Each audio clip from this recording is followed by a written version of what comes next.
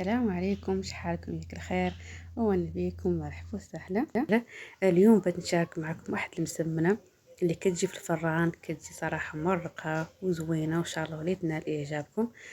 المهم، بالنسبه للمقادير عندي 30 ديال الدقيق، وعندي 3 ديال القمح، وشوي من الملح، وشوي من خميره ديال الدار، وكتشاره ديال العسل. تقدري ديري شويه من السكر، غير العسل كيجي زوين، كيعطي هذاك الاحمرار للمسمنه. المهم، كتشارتين ديال زيت ديال سيور، وكتشاره ديال الخل. المهم نعجنها بالماء دافي، يعني تنعجن مزيان ونغطيها ونخليها تستراح. بالنسبه للحشوه درت فيها لا البصل والبصل والفلفله وخيزو محكوك والكرعه محكوكه والشحم.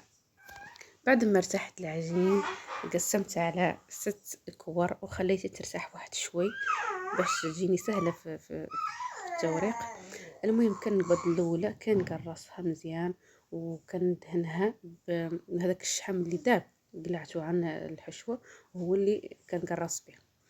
وتشوف ندير الحشوه ونطويها عادي بحال هكا بحال المسمنه، ونقبض مالي الثانيه كذلك، ونقبض ديك الاولى اللي طويت وكنديرها وسطها وكنطوي عليها كيف ما وضح في الفيديو، راه واضح الفيديو.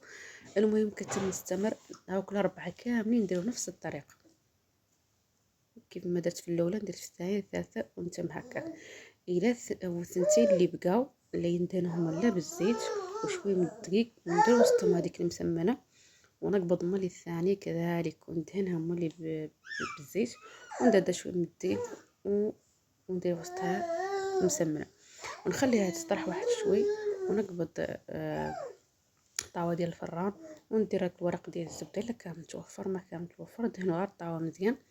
المهم وتشوف كيف شفتوا، ودهنتها بداك شوي باقي لي شوي من داك الشحم اللي كان دايب، ودهنتها به ودرتها في الفران. وبعد ما طابت تبارك الله، شوف بحال جات صراحه زينه وجات مرقه. وهون انا درت معها الحريره تبارك الله كلشي كيعرف يعدلها بلا ما نحتاج نقول لكم واش درت فيها. وتشوف وني بيكم ان شاء الله داكشي كامل يعود ان شاء الله نال اعجابكم. وراني مولي شاكره الناس القدام وشاكره مولي الناس جداد، ومرحبا بالناس جداد اللي انضموا للقناه ديالي، وشكرا على التعليقات الزينين والله لا قارين في مولانا شاهد. والله ان شاء الله يسهل علينا وعليكم، يسر امرنا وامركم، ومرحبا بكم كاملين. ان شاء الله نعود دائما عند حسن ظنكم، ووني بكم مرحبا وسهلا. المهم هو انا شاط لي شي من العجين، وهذا درتها لكويرات صغيرين وكرستهم كيف شفتوا، ودرت لهم هذه الطريقه، درتهم يعني درتهم صغيرين. شو تبارك الله من طاوة حتى هما جاو صراحه زوينين، جاو مارقين تبارك الله، كي تبارك الله باين لكم في الفيديو. واني بكم مرحبا والله يسهل.